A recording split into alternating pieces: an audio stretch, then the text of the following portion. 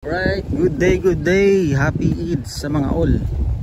At shout out sa mga all. Jubail, no? Laging pinapasyalan 'to ng mga kababayan natin at ng mga Pilipino. At hindi lang mga Pilipino, no? Pati na rin mga ibang lahi. Ngayon, habang tayo ay gusto sanang bumalik sa mga pinuntahan natin dati, ay nawala na ito. Nawala na yung dating pasyalan at ito ang bumungad, ano? May mga bagong istruktura dito. Tulad niyan, mga hotel. Talagang progressive, no? Naging progressive. Mga hotels, ayan, ang lalaki. Ang tatayog ng mga hotel. Mga bago, magandang pasyalan ito. Magandang puntahan. Ayan, hindi na kayo mahihirapan pag pumunta kayo rito dahil nandito na ang mga hotel. Ayan, ano? Yan ang dami. At pagdating dito, yan, mga speedboat or yachts, no? Hindi natin alam ito kung rentals or talagang may mga nagmamayari. Maaring rental din siguro ito. Dahil may mga tao doon at tila magbabiyahe, ano. Ganda, no? Yan, no? Dami, oh. So nung unang panahon ay wala pa ito. So ngayon sa bagong panahon ay meron na. At ang kinaganda rito, yan, landscape. Yan, oh. Ganda, di ba? Landscape niya hanggang doon sa tabing dagat. So, ang ganda, di ba?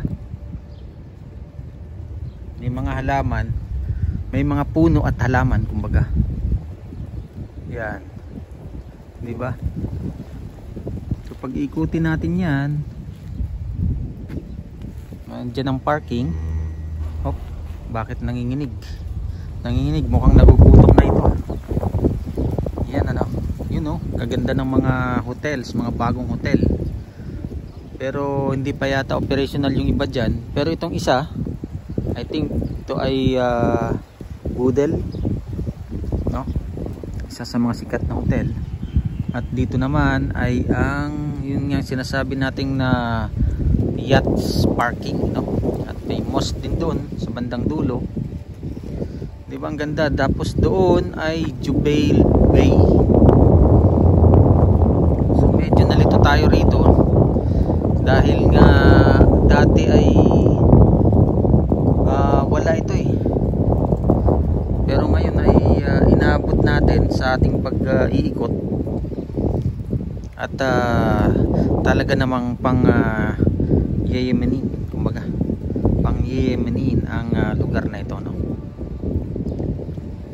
So ito ay isa lamang pagbabahagi na kung sino man ang makakapasyal dito o hindi pa nakakapasyal ay pwede nyong puntahan rito. At kung gusto nyong siguro ay mag-rent ng mga yachts, ayan, mayroon dito, no? Dito lang po yan sa bandang Aldana Beach. Pagkalagpas lang po ito ng Fanatir Beach. So